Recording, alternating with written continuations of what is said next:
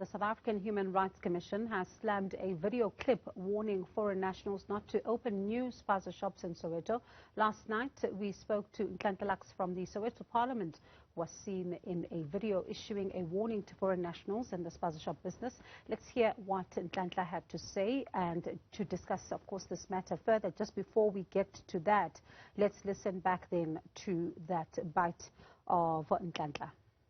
This video, some have seen it as an incitement of xenophobia, including the South African Human Rights Commission, that says, and I quote from their statement, the Commission is concerned that this video could constitute incitement to cause harm against non-national persons, their property and their businesses, especially in Soweto, which could in turn spill over to other communities.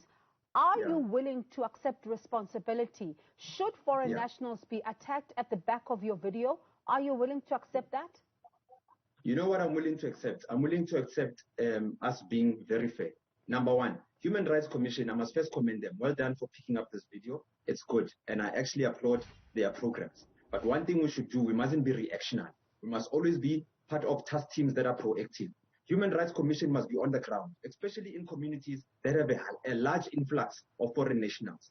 I'm ready to speak to the rest of Soweto Parliament and say, how's about we open a youth desk, Human Rights Commission, so that they can be on the ground in our planning, so that they don't pick up stompies. But are you willing to accept responsibility? Should this video lead to what we then have seen as xenophobic incidents? We saw the unrest and we then saw instigators. Are you willing to be one of the people that accepts responsibility? Unfortunately, what you are doing now is that you want this young man to say that yes, and then when you find people who like criminalizing very good programs, to say, he said he'll accept, let's go loot, and then he'll go to jail. Let's not do that. Let's be open. But Nhlanhla, are you then understanding as to how people could misconstrue the message you're sending? Look, I take responsibility. What the responsibility I'll take now is that maybe if I'm given an opportunity to actually clarify what it is, yes, I will. And then furthermore, if anyone wants to act from my clarification, let me take the responsibility. But I'm not going to be shoved in a corner to say, if certain groups of people loot or do whatever, do I take responsibility? How can I? If I'm at the center of protecting the businesses, local businesses, including the spaza shops, if you actually interview, which I can give you, the president of or the head of the foreign nationals in Soweto, and ask him about our efforts as young people to make sure that they don't go through criminality. Maybe that's important for other people to understand too. Now, to discuss this matter in more detail, we're joined by the chairperson of the South African Human Rights Commission, Professor Bongani Majola, and the foreign national leader of spaza shops in Soweto, Dijen Bilaye. Good evening to you both, and thank you so much for your time tonight. Prof, I'm sure you've been able to hear the criticism that has been leveled against the Human Rights Commission. Nhlanhla then saying that you are reactionary. This is, in fact, a good program, and you're simply not understanding what message they're trying to send here.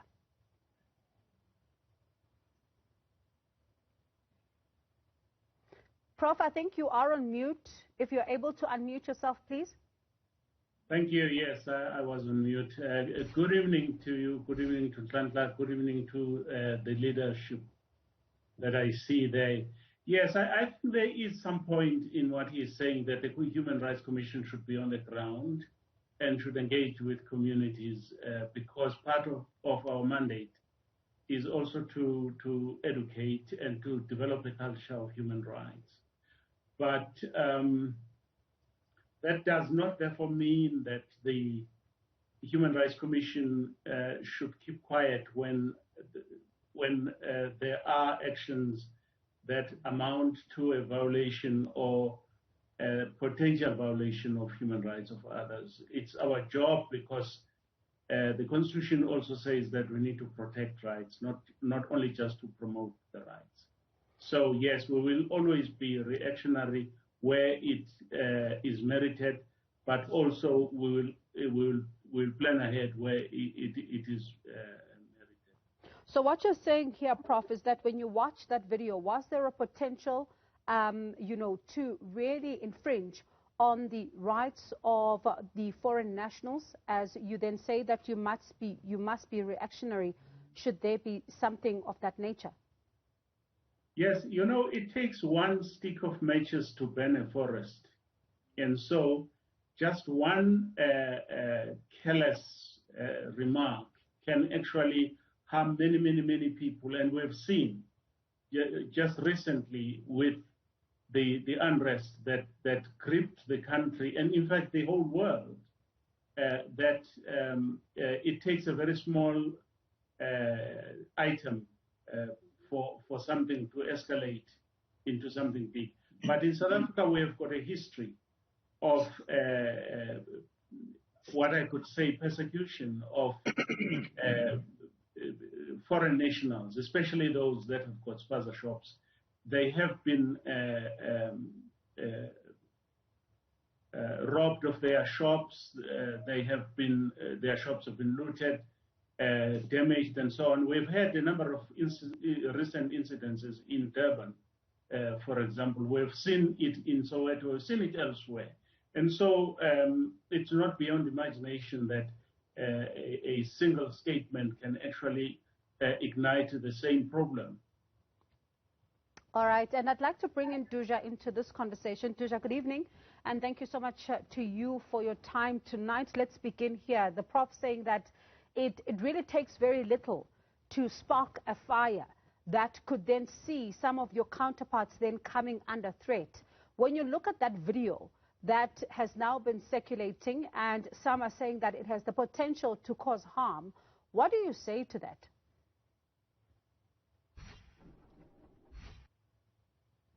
Hi, good evening, everyone, and how are you? We're very well, thank you. Thanks so much. About that video, what I need to say to you, we didn't say to you on our side, actually, the foreigner side, about the shop, the one is going to operating. We didn't say we have to close it, and we didn't say we are not going to operate in Soweto. What we say is we did agree the one is running in Soweto, the spaza owner, all of them. We say to what we do have is enough. So we don't want more shop again, because they are going to give us also the problem. Because when we do have a problem, to address issues and find out the problem, because we do have a problem. That's why we did united with the Soweto Parliament. This young man, he's tried to help us with a lot. When we've got the problem, he jump on, he come and address the issues, and he help us a lot. Because when we do have, like in the previous and last year, I think, when we do have a looting, and on this year also in June, and some of place on our place, we do have a looting. They took it, our stuff and everything. So when he was with us, and he give his life and protect us, because he's a man to help us. He come to on our side. He address lots of things. He live his life to help us. Duja, you say that when there's more that come, there's going to be a problem. What kind of problems are you talking about here? Do you mean? Come again? You're saying that you agree with the message that should there be more shops, there's going to be problems. What problems are you talking about? The problems there, we say we every day, a week, we sit with the leaders and the stakeholders, because we are fighting among each other. Because one of the guy, he come and open next to me the shop. He say, "No, what are you doing? I'm running the same business, and you come and you are running next to me." So they've got a problem. We do have a problem each other. So we say, we sit on, guys, what is the problem with this one? So right now, let's settle the amount from Soweto. What we do have on our side, the spaza shop, is enough, because it costs us on our side a problem. So what you're saying, the problem then is competition? Beside the competition also. Yes, there is a competition. And beside the competition, like among us, they are fighting on the business. They are killing each other. A lot of them, they are sending someone to do funny things on others. This one also buying someone. So that's why we sit down, say, "No, guys, this thing is going to give us a problem. What we have to do, what we do have it on our side, the spaza shop, is enough." Have you gone to the police with this information that they're killing each other? Come again? Have you gone to the police with the information that you have to say that they're killing each other? When we send it, obvious, when I do something wrong, I won't inform the police. When we give it to us, the information, the evidence, we won't find out. So that is the problem. That's why we decide. We know exactly the things, who is doing or what is doing. When we ask, he say to us, no, it's not me. Me, I don't know. You can say whatever you want to, but me, I didn't do that things. He said to like that. So we know each other. We speak one language. So we can address even on our language. We inform even the police. When we inform the police, he need evidence. And I'm going to ask you to pause there just for a second as I bring back the Prof into this conversation. Prof, one of the things that Duja is saying is that they're finding themselves in the middle of what they call a war here, because they are fighting, from what I'm listening to, in actual fact, is competition, pretty much. Yeah, it's quite confusing to me in the sense that the message then singles out foreign nationals, which, in my understanding of the video, is that South Africans can open new spaza shops, which means therefore that the problem he's talking about is not going to go away. In fact, it may escalate, because then there will be competition going on. We have a typical example in the taxi industry, where they are fighting over competition, they are competing over routes. So why the message targets foreign nationals? Why the message then threatens them and creates the impression that they are not law-abiding? And why the message says that if anyone doesn't obey the law, that person will cease to exist in Soweto? Duja, do you have answers to that? Yes, about the South African, the local guys, I did say, and we did say, not from on my side, the community, the leaders, the foreigners leaders, all of us. We say the local guys, if you want to operate, we can say to them, no, you can't come to me next to me. You can't operate what I'm operating. You can't run the business. We can't say so. So what's the difference then? Please tell me what the difference is, because I don't understand what you're saying. I'm trying to really get what you're saying here, because if I come and open a spaza shop next to you and I'm selling the same thing, it is exactly what your counterpart would have done. So what is the difference then there? Because it means then that I'm doing pretty much the same thing.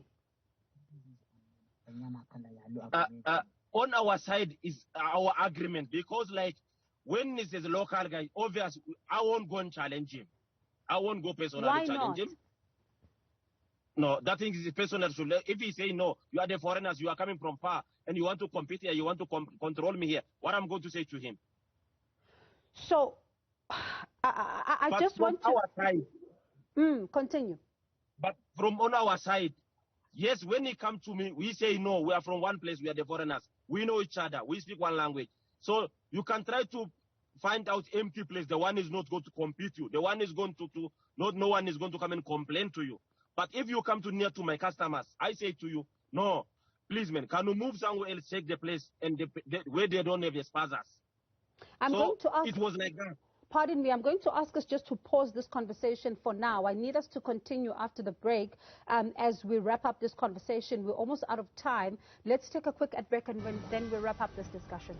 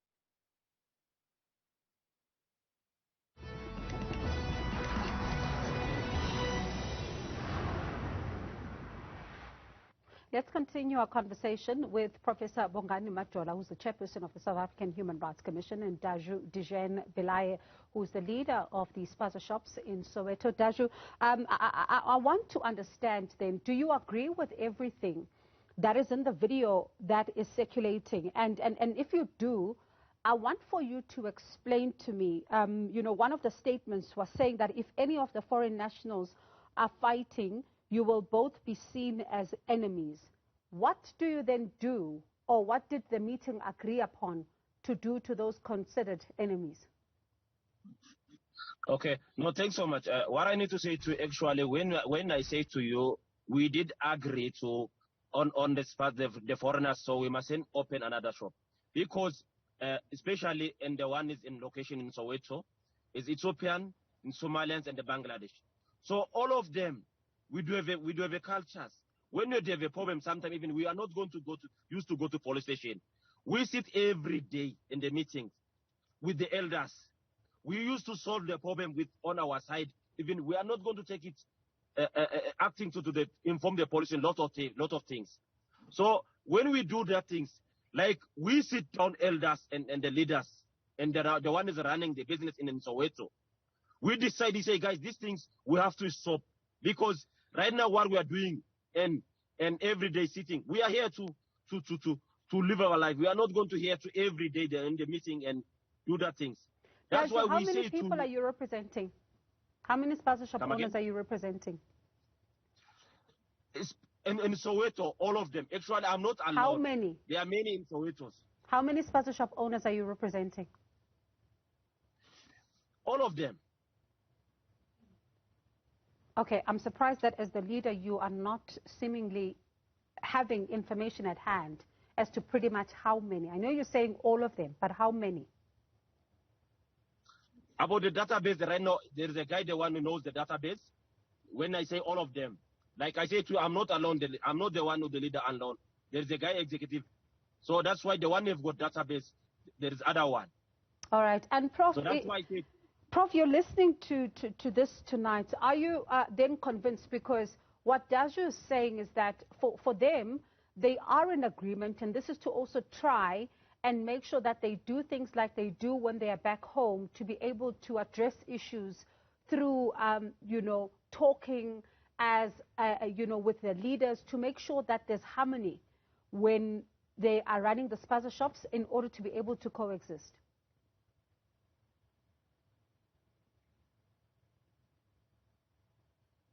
Prof? Yes. Are you convinced then by what he's saying to the answer to your question, to say that, you know, because I know you were raising a concern, to say what happens if a South African is opening a shop next to them?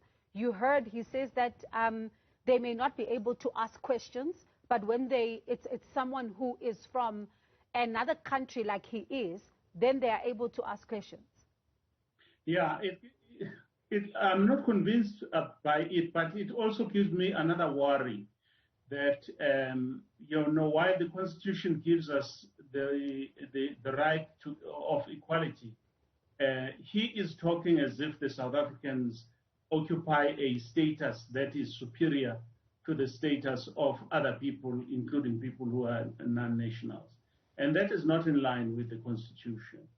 But on the other hand, I understand where he comes from when he says that they sit and try to talk and resolve disputes.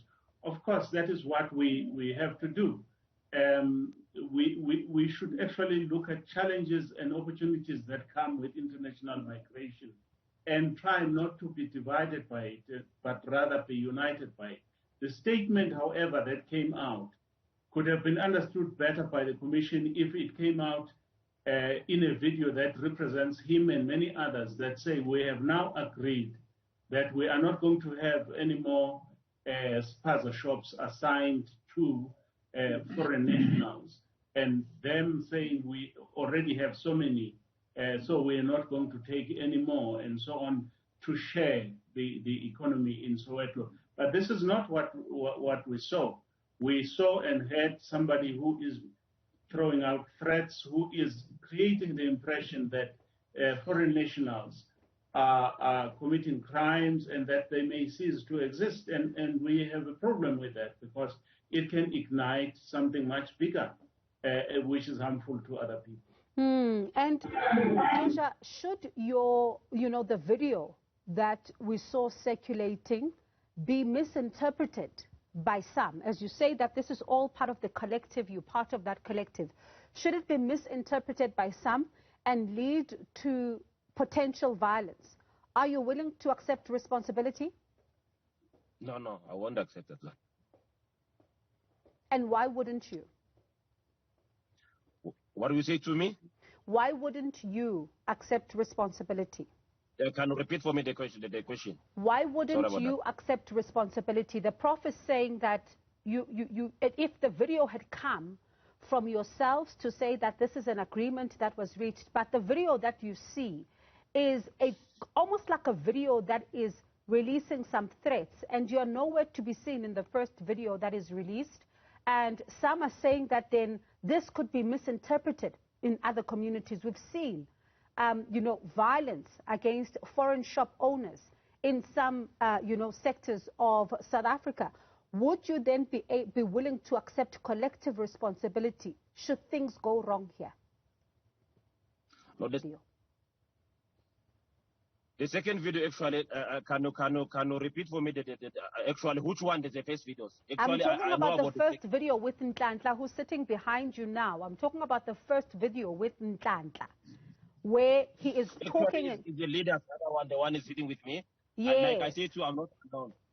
There is the other one, the one who's sitting with me and inside on my car. Okay. Yeah.